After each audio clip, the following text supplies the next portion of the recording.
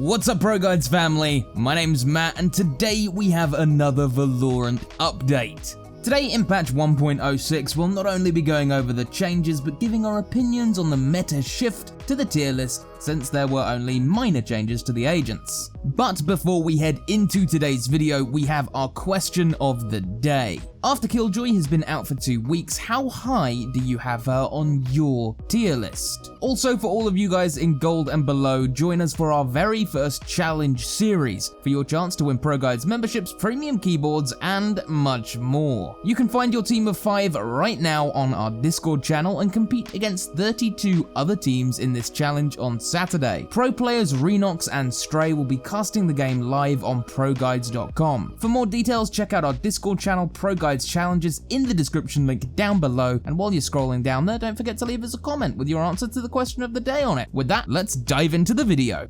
First things first, we need to talk about the weapon changes. Luckily for us, there was only one change to talk about today, and that is the shotgun change. As you can see, all of the shotguns in the game got a spread penalty of 1.25 up from 0.5 while in the air. Riot says that this is to help reduce the seemingly overwhelming amount of people jumping around corners with judges. They say that while shotguns are doing well in the situations that they are supposed to, there has also been overly frustrating moments where people are accurate with the weapons while in the air. They are hoping to curb some of those encounters while still making them possible if you catch an opponent at a short distance. They'll also be investigating more potential changes to the shotguns now that they have rested on their break. We are happy to see that Riot is taking note of what is happening inside of Valorant and the current cheese in the meta, but I kind of wish that Riot would take some extra steps here to nerf weapons that are looking to become a problem. I'm mainly looking at weapons like the Judge and the Operator here, but we could be seeing a change coming for them in the next patch, so I guess we'll just have to sit back and relax as we wait for those changes.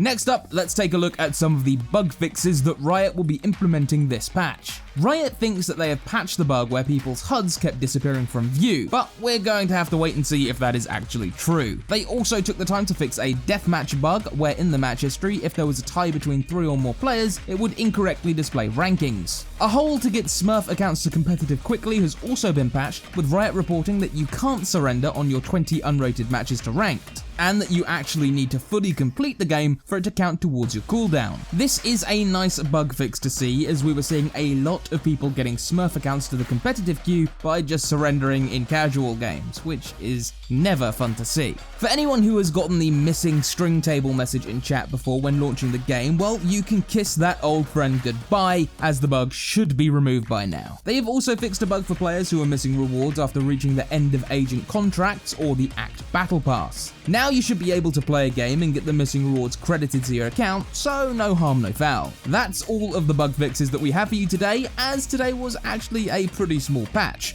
So let's get into what you have all been waiting for: this patch's tier list. Cypher has been consistently performing over the course of this last patch. With the amount of pure stalling potential that he has with his tripwire and cyber cage, it still seems that Cypher is going to remain at the top of his class until we start to see him catch some nerfs, or alternately, some of the other Sentinel agents are brought up to his level. His abilities simply provide too much utility to the team and is too valuable in retake and stalling situations. Killjoy was definitely a good start, but she still can't match Cypher's raw power at the moment. I would expect to see some Cypher nerfs coming in the next patch, but at the moment there has been no word from Riot on what agents they are thinking of hitting with nerfs or buffs next. If you have been a Jett player since the beta, like I know so many of you have been, I'm sure you guys are popping off. With everyone dashing around using a Judge with her, we have seen some explosive Jett growth over the past patch. People have finally discovered exactly how good Jett can be when using shotguns, and boy do we ever know now. We've seen some nerfs coming to the Judge rather than Jett herself, but she's still in a pretty good spot now ability-wise, and it is really just the meta that is allowing her to be so dominant, with both operators and judges being so popular.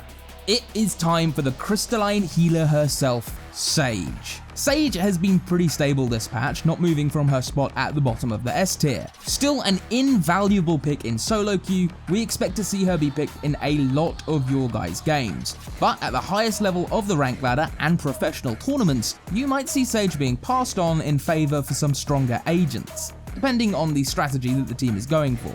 You might see Sage being passed on in favor of some different agents depending on the strategy that the team is going for. With Raze being the only strong agent that can really do anything to take down Sage's power a notch, be sure to leverage your barrier orb whenever you can away from Raze so it doesn't get torn down in an instant. As the Sageless comps start to experiment even more and get some new results, we might see a dip in Sage players this patch, but I would expect that Sage is going to be just fine still maintaining her S tier status.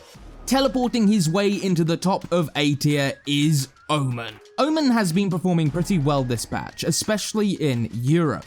We have seen Omen be the go-to controller agent for that region, while NA opts to take Brimstone a bit more often than Omen when only running a single controller agent. If you've been paying attention to the meta now, it's Omen's time to shine, as his ability to place smokes anywhere on the map is being leveraged to great extent by some of the best teams in the world, and for good reason. We don't expect Omen to fall out of his top spot anytime soon, but who knows what Riot is cooking up. Killjoy. The newest addition to Valorant has had a wild 2-week ride. She has gone from people thinking she was bad to good to so good that she had to be banned from professional play. Killjoy is one of those characters that can sometimes seem to suck in solo queue, but can dominate pro play because of how different the communication and teamwork is over there. Killjoy is still a very good agent, and we think she will continue to be so until Riot decides on how they're going to adjust her coming up.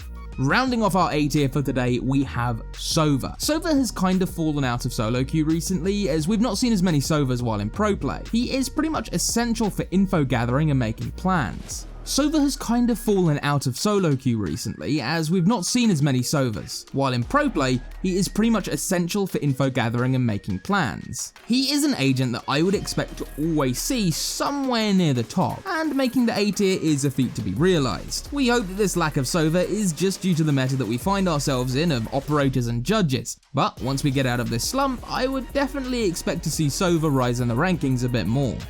Starting off our B tier today is the one and only Raze. Raze has been performing pretty well recently, and we expect to see her pick rate rise even more than it already has. She fits in the current meta like a fish to water, and I would definitely pick her up and play her. She can handle both an operator and a judge, but the only issue is, especially after some of her more recent nerfs, she can sometimes struggle if she doesn't have her team backing her up. This is an easy solution though, as you can simply do your Raze things close to your team so they can back you up or trade you as needed.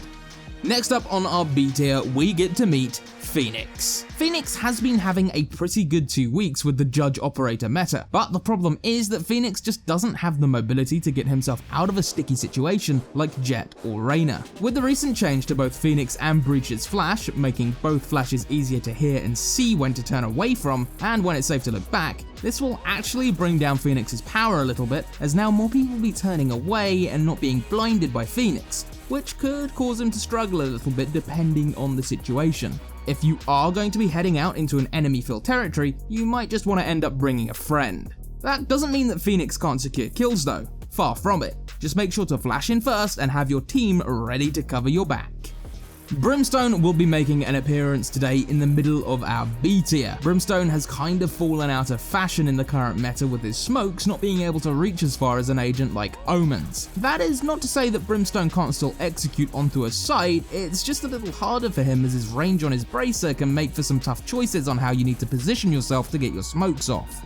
We also feel that more could be done to promote his incendiary, maybe giving the maps better lineups for Brim or increasing the speed of the projectile when fired so it can land on the spike faster.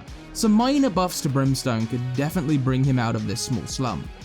Last, but most certainly not least, rounding off the B tier, we have Reyna. We know she's near and dear to many people's hearts, but not even a meta of shotguns and snipers could bring her out of the depths of B tier. The issues stem from her kit, and simply how much of a feast or famine agent she can be. We know we say it every time when we bring up Reyna, but that is because it's always true. If you want to play Reyna, that is fine, and you might even perform well on her, but it's those games where you go 5-23 or 10-20 that really hurt her.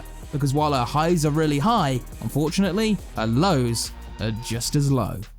As we start to round off this video, we meet Viper at the top of C tier. A bit more time has passed since Viper's mini rework, and unfortunately the Poison Queen just can't seem to take her throne. There are just constant issues surrounding Viper, and I would say at this point they probably need to scrap one of her abilities or give it a rework. Now don't get me wrong, I'd love to see this version of Viper work, as I think it's a pretty cool design, and it's a kit that is pretty unique to Valorant. But unfortunately unique doesn't mean good, and it just seems like things aren't working. We hope that Viper can climb out of this pit, but only time and Riot will tell.